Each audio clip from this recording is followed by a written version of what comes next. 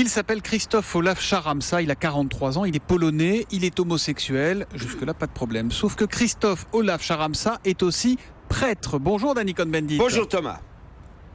Là, pour l'Église, c'est un peu la double peine. Hein. Pas célibataire et gay avec ça. D'ailleurs, le Vatican parle d'un geste très grave et irresponsable.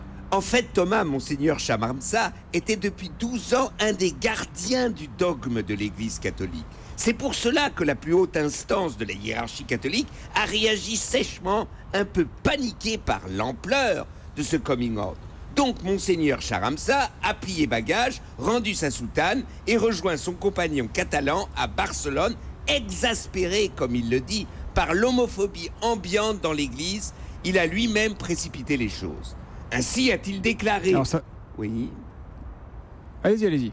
Ainsi a-t-il déclaré que l'Église était en retard et qu'imposer une vie dans l'abstinence totale était absolument inhumain. Alors ça tombe mal puisqu'il y a un synode qui s'ouvre à Rome sur la famille. Danny, honnêtement, je doute qu'on vous y invite, mais si vous y étiez convié, vous leur diriez quoi, vous, aux évêques ? Oui, je ne serais pas invité, mais ça fait rien. Que l'Église ne peut plus vivre et imposer une morale implacable éternellement. L'omerta, ça ne fonctionne plus. En choisissant de partir publiquement, la tête haute, l'ex-monseigneur a voulu provoquer. En réaffirmant ses dogmes sur la famille catholique, l'Église devient de plus en plus inaudible dans une partie du monde. L'hymne à l'amour pour toujours entre l'homme et la femme, c'est un beau vœu, c'est un vœu pieux, mais ça ne fonctionne pas comme cela dans la vie réelle. Mais alors, on a un peu de mal à situer le pape François au milieu de tout ça. Vous avez confiance en lui pour faire vraiment bouger les choses ou pas ?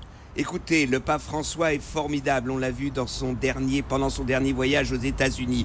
Il est socialement engagé, il est écologiquement engagé, il est humainement engagé. Mais, est-ce que son intime conviction est qu'il faut faire bouger les lignes sur les problèmes de la famille, quand on sait le nombre de prêtres homosexuels, le nombre de prêtres qui ont des relations avec des femmes et qu'on ne dit rien et qu'on ne fait rien?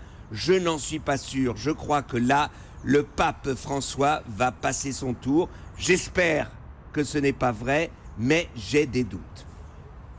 Voilà, Danny Cohn-Bendit qui espère se tromper ce matin. L'humeur de Danny qui revient demain dès 8h-5 sur Europe 1. Demain, Danny.